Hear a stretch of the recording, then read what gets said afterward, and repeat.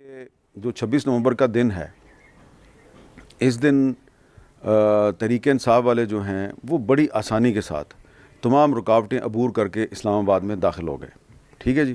وہ وفاقی وزراء پہلے یہ بتائیں کہ جو آپ نے صرف اسلام آباد پولیس نہیں، آپ نے پنجاب سے پولیس بلائی، آپ نے سندھ سے پولیس بلائی، آزاد کشمیر سے پولیس بلائی، رینجرز بلائی، ایف سی بلائی، اور آخر میں آپ نے فوج بھی بلا لی. اور اسلام آباد جو ہے اس کو آپ نے کنٹینرز کے ساتھ بھر دیا. سارے راستے آپ کے بند تھے، اور کچھ جگہوں پر تو ایسا لگتا تھا کہ 300 400 جو سیکورٹی فورسز کے جوان ہیں وہ دیواریں بنا کے کھڑے تھے. تو پی ٹی آئی والے اندر کیسے آ گئے؟ اور ایگزیکٹ 26 نومبر کو دوپہر 1 بجے پی ٹی آئی والے جو ہیں انہوں نے ڈی چوک پہ قبضہ کر لیا تھا، اور اس وقت میں وہاں موجود تھا. میرے سامنے سب کچھ ہوا. اب 5 بجے جب ڈی چوک کنٹرول میں لیا تو اب یہ جو 2 بجے سے لے کے اور 5 بجے کے درمیان جو 2.5-3 گھنٹے تھے، اس دوران اتنی شدید فائرنگ اور اتنی شدید آنسو گیس کی شیلنگ ہوئی ہے کہ میں نے اسلام آباد کی تاریخ میں نہیں دیکھی. اور مجھے ایسے لگ رہا تھا کہ میں لبنان میں ہوں یا فلسطین میں ہوں یا میں افغانستان میں گھوم پھر رہا ہوں. اتنی فائرنگ تھی. اس میں کچھ جو زخمی تھے میں ان کو بھی ملا ہوں. تو کچھ زخمیوں کو تو ربڑ کی گولیاں لگی ہوئی تھیں، اور کچھ زخمیوں کو آنسو گیس کے شیل لگے ہوئے تھے. لوگ یہ کہہ رہے تھے جی کہ ہمارے کچھ لوگ مارے گئے ہیں، وہ ان کی لاشیں ہسپتالوں میں پڑی ہوئی ہیں.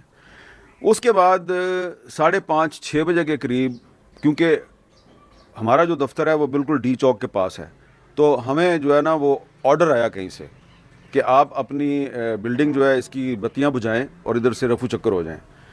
تو اب ایک ٹی وی چینل جو ہے اس کے لوگوں کو کہا جا رہا ہے کہ جی آپ ادھر کام نہیں کر سکتے، آپ لائٹیں بند کریں اور چلے جائیں. اور اس کے بعد کچھ خبریں جو ہیں وہ فیڈ کی گئیں کہ تھوڑی دیر میں آپریشن ہونے والا ہے. اور اب اس میں دوبارہ جو ہے میں پھر کراؤڈ میں چلا گیا.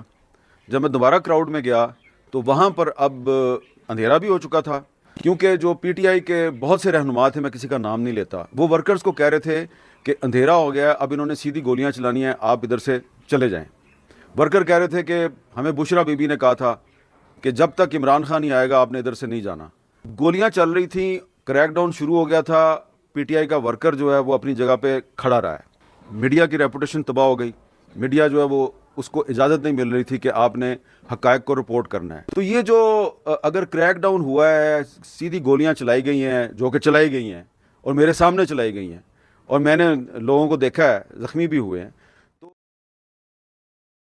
ہو گیا رات گئے وہ ہوا جس کی کوئی توقع نہیں کر رہا تھا.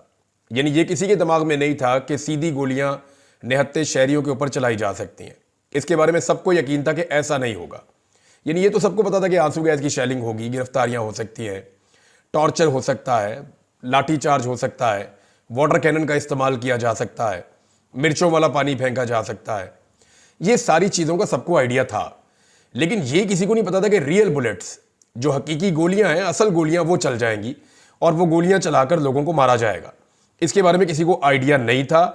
تو اور جب ریئل بلیٹس چلتی ہیں، یعنی ان لوگوں نے آنسو گیس کا مقابلہ کیا، پاکستان تحریک انصاف کے کارکنوں نے پاکستان کی تاریخ کی سب سے بدترین آنسو گیس کا مقابلہ کیا، یعنی نہیں گئے. ڈنڈوں کا مقابلہ کیا، نہیں گئے. ربڑ کی گولیوں کا مقابلہ کیا، نہیں گئے. گولیاں بھی ماری گئی بار بار، پھر بھی نہیں گئے.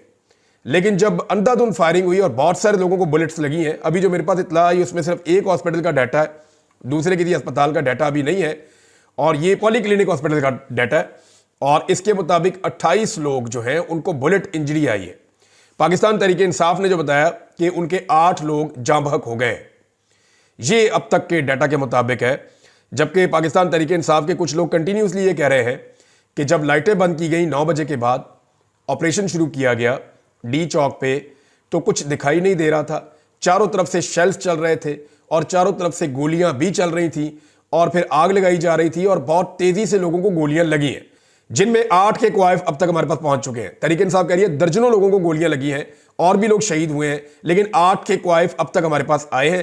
ان میں وہ یہ بتا رہے ہیں جی کہ انیس شہزاد دستی، ملک مبین، اورنگزیب، عبد القادر، ملک صفدر علی، احمد ولی، محمد الیاس اور عبد الرشید شامل ہیں.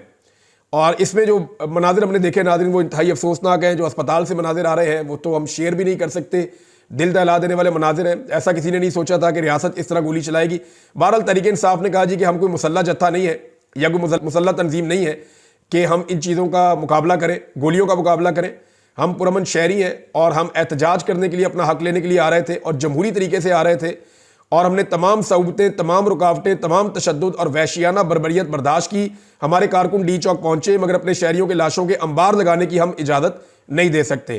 24 پاکستان تحریک انصاف کا کارواں, پاکستان تحریک انصاف کا لانگ مارچ ڈی چوک پہنچا. ڈی چوک جس طرح پہنچتا ہے, جس طرح رکاوٹیں عبور کرتے ہوئے جس طرح لوگوں کی ایک بڑی تعداد پہنچتی ہے, تمام تر چیزیں آپ کے سامنے رکھی تھیں. لیکن جو ظلم, جو ستم, جو جبر ڈی چوک پر ہوا, جس طرح اسٹریٹ فائرنگ کی گئی, جس طرح نہتے لوگوں کو مارا گیا, شہید کیا گیا, ابھی تک فگر نہیں پتا کہ کتنے لوگ جو ہیں ان کی ڈیتھ ہو چکی ہے, کتنے لوگ جو ہیں وہ غائب ہیں, کتنے لوگ جو ہیں وہ گرفتار ہیں. وہ وہاں ڈلتی گئی شام, ڈلتی گئی شام کا جب رات کا اندھیرا ہو گیا تو جو اس روڈز کی لائٹ تھی وہ بند کر دی گئی. روڈز کی لائٹ بند کر دی گئی. وہاں کارکنان آگے شیلنگ کا سامنا کر رہے تھے. ایک دم ایسا ہوتا ہے کہ جو سائڈوں کی جو بلڈنگز ہوتی ہیں, جس میں یو بی ایل کی, یو فون کی, باقی جو تمام بلڈنگز ہوتی ہیں, اس کے اوپر ان اداروں کے اہلکار ہوتے ہیں, رینجرز کے اہلکار ہوتے ہیں, ایف سی کے ہوتے ہیں, پولیس کے ہوتے ہیں. سو رات کو لائٹس بند تھیں, کارکنان احتجاج کر رہے تھے. وہاں ایک کثیر تعداد میں کارکنان تھے, گاڑیاں تھیں, بائکس تھیں. اور وہاں ایک اور چیز دیکھی گئی, اسلام آباد کے شہری, پنڈ کے شہری وہاں آئے لوگوں کو کھانا تقسیم کر رہے تھے, پانی تقسیم کر رہے تھے. اور ایک ایسی سچویشن تھی کہ کھانا لینے والا کوئی نہیں تھا. اتنا کھانا تقسیم کیا جا رہا تھا, پارٹی کی طرف سے نہیں, لوگوں کی طرف سے, ان لوگوں کی طرف سے جنہوں نے اپنے دل کھول دیے. سو اس کے بعد کیا ہوتا ہے, اس کے بعد ایک دم فائرنگ کی آواز آتی ہے. اتنی شدید فائرنگ ہوتی ہے اور اتنی زیادہ فائرنگ ہوتی ہے, اسٹریٹ فائر کیے جاتے ہیں. کارکنان کیا کرتے, اسٹریٹ فائرنگ کے آگے کھڑے ہو جاتے. وہاں پر کارکنان نے قربانیاں دی, اور آج ان لوگوں نے قربانیاں دی جو کہتے تھے کہ ہان کے لیے جان بھی قربان ہے. انہوں نے اپنی جان ہان کے لیے, اس پاکستان کے لیے قربان کر دی. انہوں نے اپنا خون دے دیا, اور اسلام آباد کی سڑکوں پہ خون بہہ رہا تھا. اسلام آباد کی سڑکوں پہ جگہ جگہ خون بکھرا ہوا تھا. کئی کارکنان شہید ہو گئے. ایک میں نے ویڈیو دیکھی, ایبٹ آباد سے ایک کارکن تھے, ان کی بیٹیاں بابا بابا کہہ رہی ہیں. ان کا جنازہ ہو گیا ہے, تحریک انصاف کا پرچم ان کی میت پہ رکھا گیا, تدفین ہو گئی ہے. کئی خاندان تباہ ہو گئے ہیں, برباد ہو گئے ہیں. کئی خاندان کے وارثوں نے, کسی کا باپ قربان ہو گیا ہے, کسی کا بھائی قربان ہو گیا ہے. قیامت, ان کے گھر قیامت ہوگی. اب سوچے تو صحیح, اس وقت کو کرنے والے کون ہیں؟ اپنے ہی لوگوں پہ گولیاں چلا دی. میں یہ سمجھ رہا تھا کہ شیلنگ ہوگی, چلیں ربر بلٹ مار دیے جائیں گے زیادہ سے زیادہ, اب کارکنان کو گرفتار کر لیں گے زیادہ سے زیادہ. یہ ایکسپیکٹ ہی نہیں کیا تھا, یہ گمان ہی نہیں تھا کہ اپنے لوگوں پہ اس طرح فائرنگ کی جائے گی, اپنے لوگوں کو سیدھے فائر مارے جائیں گے.